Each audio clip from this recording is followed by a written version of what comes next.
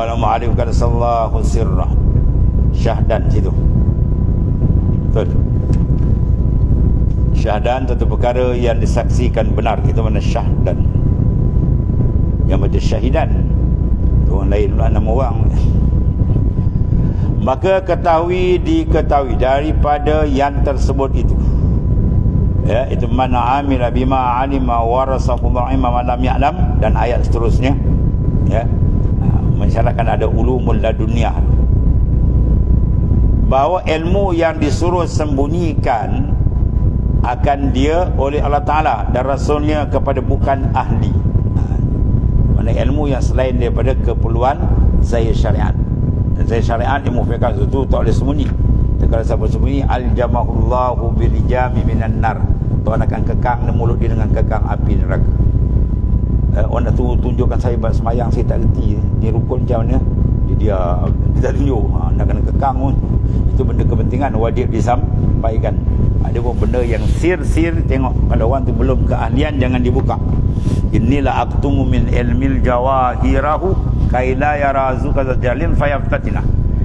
Berkata si Ali Zainal Abidin, cicit Rasulullah SAW, ini sungguhnya aku la aktumu min, aku tutup ilmu tadi jawahirah, permata-permata hakikat-hakikat yang tinggi, kaila yarazu jahlin fayaftatina, supaya tidak dilihat oleh orang yang tidak memahami, maka jadi fitnah. Dia tak faham, dia tak bersikup kepala dia, kata tak betul, padahal ilmu tu tinggi, ya. Itu maknanya kena tengok orang.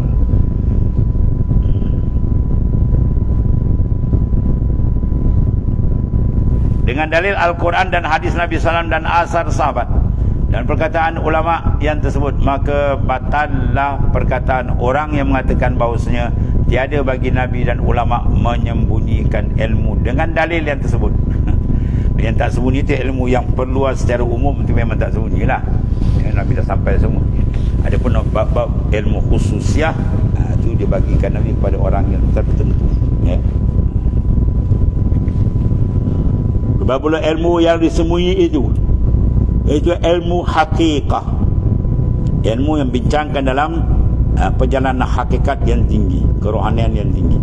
Maka tidak harus sekali-kali bagi salik bahawa membaca ia akan kitab ilmu hakikat sebelum tetap ia dalam ilmu syariat, ya.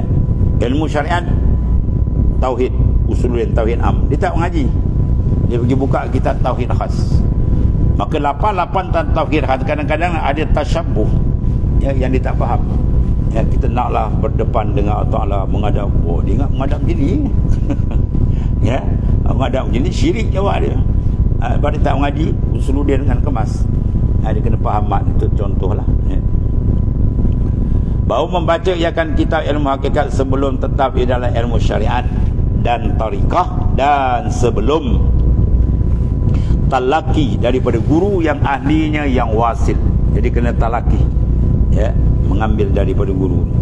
Lagi pula mursyid kamil mukammil, kamil dia telah sempurna, berjejak dalam makrifat yang khasah, dan mukammil dia boleh menyempurna mentarbiah yang lain. Itu dipanggil, kalau air dipanggil air mutlak. Dia ada dua sifat, satu dia suci, kedua dia menyucikan. Itu mursyid yang kamil mukammil. Kalau tak jadi air mutlak, dia jadi air mustakmal pun tak apa, boleh tahan lagi. Yang jadi air mutanajis, najis pula mughallaza, maut. Jadi mengecikkan orang, habis orang tak sah mayang. Ya, mana najis mughallaza, bila kena je kat kita habis mayang kita batal, ya, bila percikan air mutanajis. Begitu juga hati kita, bila dia renjis dengan najis yang batin, jawab dia amal kita pun batal. Apa najis dia? Riya, ujub, semua habis tu. Habis pahala rosak. Jadi wajib kita mengawal jangan ternajis zahir dan batin. Apa tuan terima. Dan sebelum kuat lagi pahaman pada menerima ilmu hakikat, kerana yang demikian itu membawa jatuh di dalam sesat selama-lama, wal ayazabillah. Sebab dipahamkan ahli hakikat lain lagi faham lain, tiada dapat ia keluar daripadanya, hingga didakwanya lah hal dengan tiada berhal. Dia merasa dia dah sampai, padahal dia belum sampai. Tak mana dia sampai tak tahu. Ana dah sampai sih. Ana tak payah pakai tarik tasbih lagi. Sampai mana kau? Sampai pasal malam. Macam-macam hal. Dan iktikadlah ia akan segala iktikad yang tiada layak pada hak Allah Subhanahu taala. A'azanallah min zalik. Melindung akan kami oleh Taala daripada demikian itu. Ya. Dalam ilmu hakikat kata apa? La mawjud bihaqqin illallah. Tiada yang wujud dengan sebenar melainkan Allah yang wujud Allah. Ini semua tak ada, Allah yang ada. Sekarang kita ni ada tak ni? Kita lah Allah, dia kata. Kapi tu. Ni ada kat Muar. Kat Muar di Seko. Saya pergi jumpa dia. Tapi tak macam mana penjawab kamu tak dapat kesan dia. Sebab kena ceramah dia ada jawab. Ya, saya pergi tempat suluk dia. Saya pun saja nak jeluk, sejuluk. Masalah hakikat insan di macam mana di sebenar. Inilah aku nak tahu, nak cerita dengan kau ni. Dia. Aku cakap direct, aku tak takut jawab-jawab. Ya, tiada yang ada melainkan dia. Yang ada dia, lain semua tak ada. Ya, lain semua tak ada. Sekarang yang ada siapa? Dia lah. Kita dah Tuhan. Dia kata, wah kata kacau betul. Dia mengaku Tuhan, kapi jawab tuan menongging kapi itu.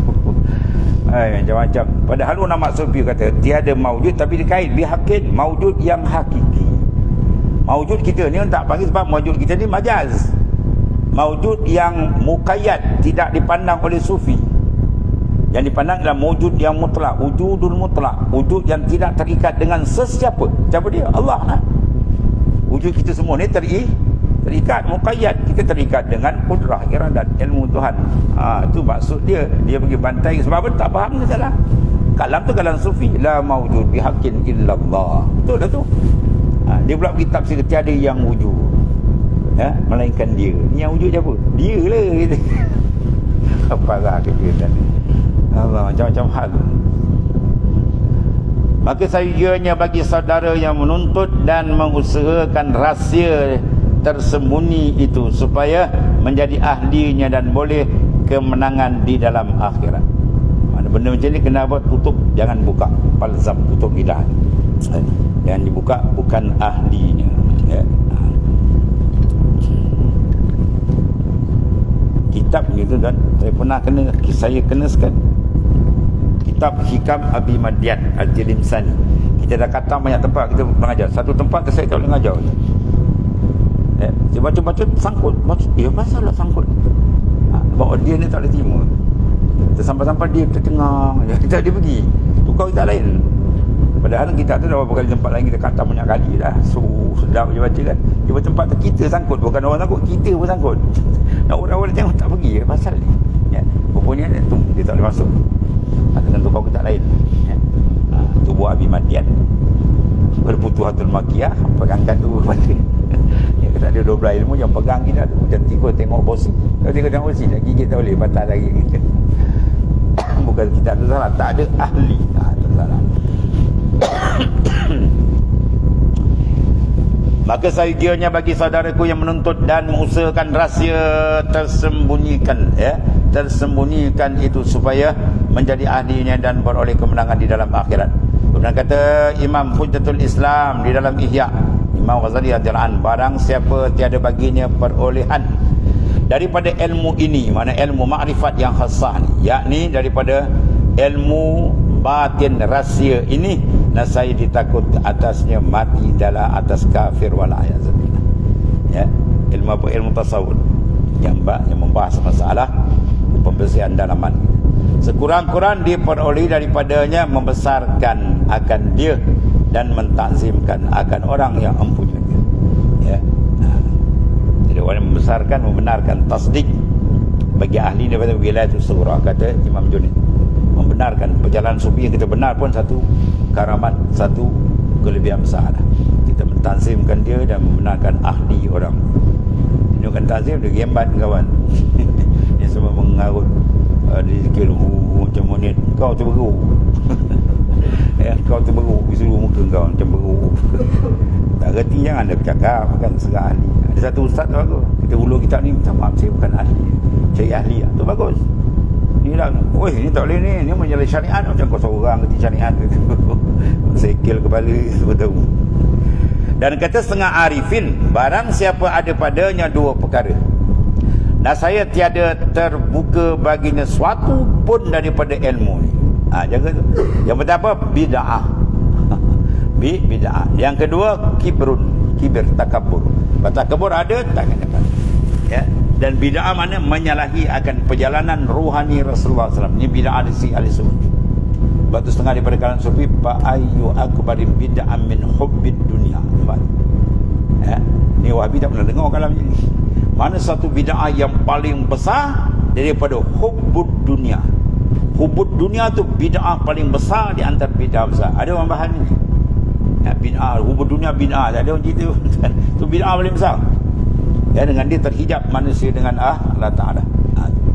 Dan contoh yang lain itulah. Dan kibr, merasa besar di. Itu memang tak terbuka. Ya.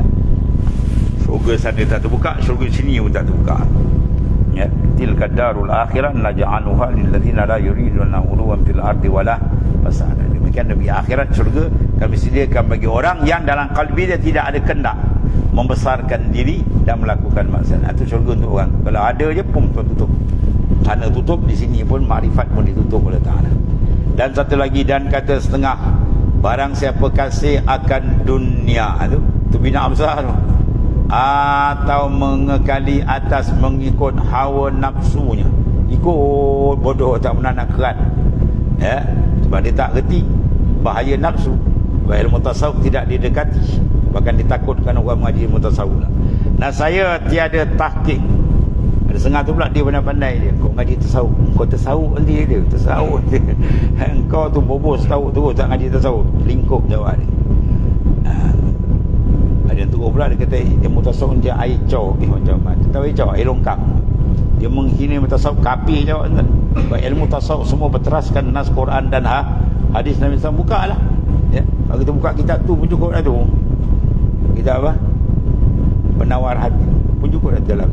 Ya. Atau Qatlul Ghasyiah. Kitab tu pun dah tu. Dia ada mabadi. 10 mabadi asyarat. Setengah tempat dia ma'akhas ilmu tasawuf mana Quran wa sunnah. Tempat ambilan Quran sunnah. Kau tolak dia pun, kau tolak Quran sunnah sama.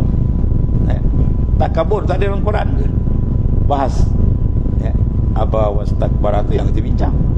Dan nak membersihkan hati pada takabur. Riya tu adalah hadis sahih. Semua ada. Kau tolak tasawuf, kau tolak Quran lagi nak mahu. Penyakit hasad dengki dalam kepala dia ada yang payah. Dia tak kenal sebenarnya. Buta kan? Buta hati. Nah, saya tiada tahqiq ia dengan ilmu ini.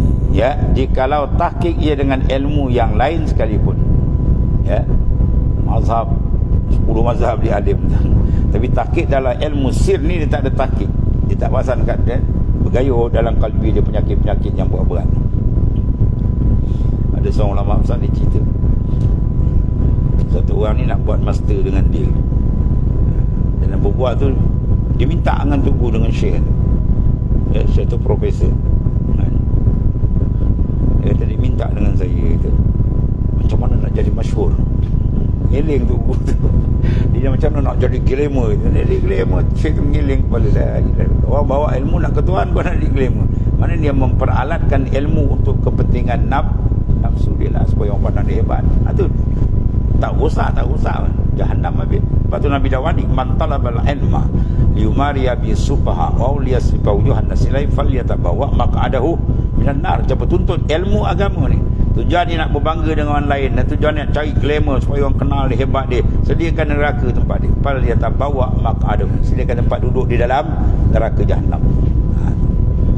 Dan sekurang-kurang seksa akan orang yang mengingkar akan ilmu ini. Bala dia kena apa? Ya, dia perasakan Allah daripada dirinya suatu jua pun. Ya, maknanya tiada diperasakan Ta'ala daripadanya ilmu akan suatu jua pun. Zauq ilmu tasawuf langsung dia tak rasa. Kelazatan ikhlas, kelazatan muraqabah langsung tak ada. Dia kosong, jiwa dia kosong. Dia kerja dia apa? Mujadalah, nak berdebat dia kan. Ya, dia hebat kan. Itulah ilmu segala orang yang siddiq, ya, ilmu qalbi ini, dan orang yang muqarrabin, orang yang dekat kedudukan rohani dia dengan Allah Subhanahu Wa Taala. Dalam membahas perkembangan tempat tilik Allah Taala ila al-qalbi. Dan dikenaki dengan ilmu mukasyafah, ilmu pembukaan qalbi kita tadi. Maka itulah ibarat daripada cahaya. Diibaratkan sebagai cahaya yang zahir di dalam hati. Ya, nur yang Tuhan buka akan. Yang Nabi sebut inna nura iza dakhalal qalb Sungguhnya nur itu bila masuk dalam qalbi, kesan dia apa Rasulullah kata sallallahu in fasahawan syarah, hati itu lapang tenang. Pada nur ilmu tu masuk. Ilmu tu yang kita nak, dia terbuka. Hati daripada jauh terbuka jadi dekat, daripada gelap jadi terang. Itu mukasyafah terbuka. Pada ketika menyucikan dia daripada segala sifat kecelaan. Sifat kecelaan diibaratkan lumpur-lumpur yang menutup cermin, permukaan cermin. Ya, bila kita lap dia bersih, terang balik. Nampaklah benda yang sepatut nampak. Maka yang sepatut nampak jelas dalam kalbi kita ialah azamatillah, kebesaran, keagungan Tuhan. Ini bila dia buta, dia nampak keagungan besar makhluk yang tak ada besar pun.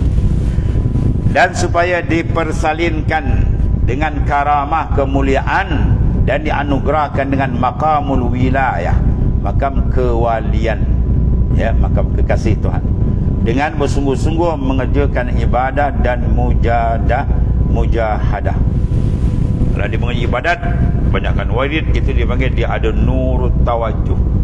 Kalau dia masuk lain dia muraqabah riyadhah, ini dia panggil nurul muwajjahah, ya, nurul muwajjahah, nur tawajuh dengan ibadah, zikir dan mujahadah. Adapun dengan muraqabah, ini dia panggil musyahadah, ini dia panggil nurul muwajjahah. Dia ada dua nur cahaya. Dan jangan engkar akan orang yang mempunyai dia, ya, ahli-ahli sufi yang kita engkarkan, dan mengambil talaki kepadanya supaya menjadi ahlinya. Kerana sebab sabda Rasulullah SAW, man talaba syai'a bijaddih wajadah. Siapa yang menuntut sesuatu tapi dengan bersungguh-sungguh, nasai diperoleh. Ya, dia menjaga adab-adab sungguh dengan ikhlas, betul-betul zahir batin, insyaAllah dibuka oleh Allah Ta'ala. Dan semakal jangan seperti sangka setengah daripada orang yang jahil. Ila an wa ta'ala. Bismillahirrahmanirrahim. Sayyidina Maulana Muhammad